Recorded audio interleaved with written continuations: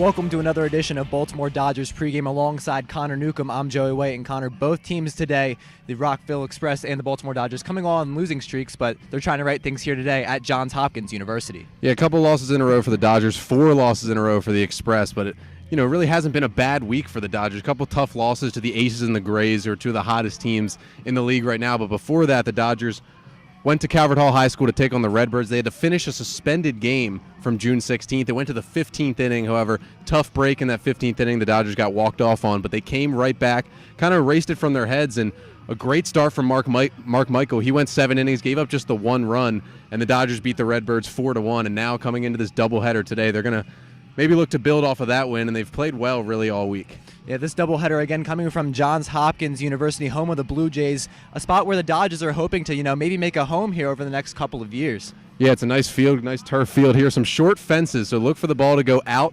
towards left field, 307 in left, 295 in right. There is a pretty big wall out there. You got to get it over, but see a lot of balls in the air, a lot of homers today in these 2 games between the Express and the Dodgers. But the first pitcher today for Baltimore will be the lefty Casey Gass, and he's going to look to keep the ball in the ballpark against the Express. And then we also have the lefty A.J. Korsinski coming into this game, a pair of lefties. A pop fly could truly be a home run here from this ballpark. The Dodgers are going to have to do a lot of work on putting runs on the board. Yeah, they've got some power in the offense. Austin Janes actually hit a ball off the scoreboard at Calvert Hall in that win over the Redbirds, and so they've got some guys who can hit the ball out. Taj Porter, who we'll talk to later, he went deep last night against the Grays. So with this shorter fence, look for the Dodgers to go with the power and try and really just overpower the Express in these 2 games. And the Dodgers have had some success against the Express this season. Their last matchup between the 2 teams was at Joe Cannon Stadium. The Dodgers pretty much dominated all 9 innings, won it 8-2, so they'll look to build off of that today.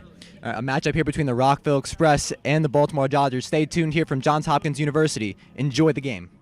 Joey White here for Baltimore Dodgers TV alongside Connor Grove. And Connor, you started off this season majority playing first base, but then with the addition of Shane Coker, able to go back out onto the mound. How's it feel, get some innings out there on the rubber? It definitely feels good because I haven't been able to throw for a while, but just getting back out there, it's first couple outings was kind of rough, but it's starting to come together now, so it's starting to look better. Now, when you play over at Judson, do you see time both in the field and on the mound, or do you usually play in one spot or the other? Well, for the last couple of years, I was the catcher over there, and then they moved me over to first base so I could start pitching. And I only saw a couple innings this season because I was majority playing over at first. So, and then our bullpen kind of took over, and they didn't really need me anymore, so that was kind of good. How was that transition over to first base after being a backstop for so long? It was just rough because it was I would pay attention to the game in such a different way when you're catching, and then playing first, it's a completely different game over there. You got to actually lock in a lot more when you're playing first, and you don't really realize it until you're over there. And you've been playing over at Joe Cannon Stadium, where that's a dirt field. You're playing on turf today. What's the transition you have to make as a fielder when the ball is coming off turf? Well, it's the same way at our school because at our school we have a turf field too. So a lot of the schools in our conference, they don't really have turf fields. They all have dirt fields. So it's kind of the same way. Making the transition from dirt to turf is a lot easier because you get true hops on turf. But on turf to dirt, it's a lot more different because you don't know what every field's going to give you. And it's a different feel every time you go out there. Now, you've started to develop a lot more confidence with the bat during the season. I saw you crush a ball off the scoreboard today. Got some short left field and right field corners here. How are you feeling about getting the ball out today?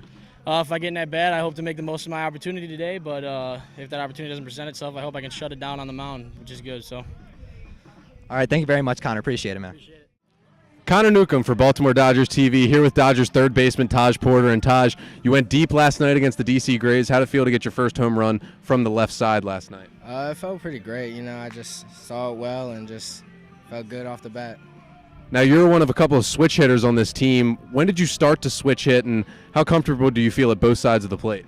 Well, I'm natural right-handed, so that feels well, but I've also have a nice swing left-handed, so I feel well there too. But I started when I was younger and just being taught from my dad and other people who have played big league ball, just hitting well and just being taught it and learning it over the years is starting to come more natural.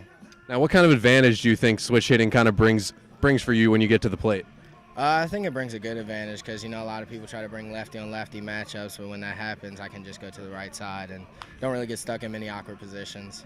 And then you guys, the power's kind of come on the last couple weeks. You got a pretty short fence here at Johns Hopkins, just over 300 down the left field line, under 300 down the right field line. You guys kind of licking your chops, thinking you can hit a couple balls out today. I saw you do it. You guys have done it a couple times in batting practice already. I mean, we don't try to do that, but if we catch one, it goes out. I think we're just trying to hit line drives, trying to find gaps, manufacture runs. But if it happens, it happens. All right, thanks, Taj. Good luck today.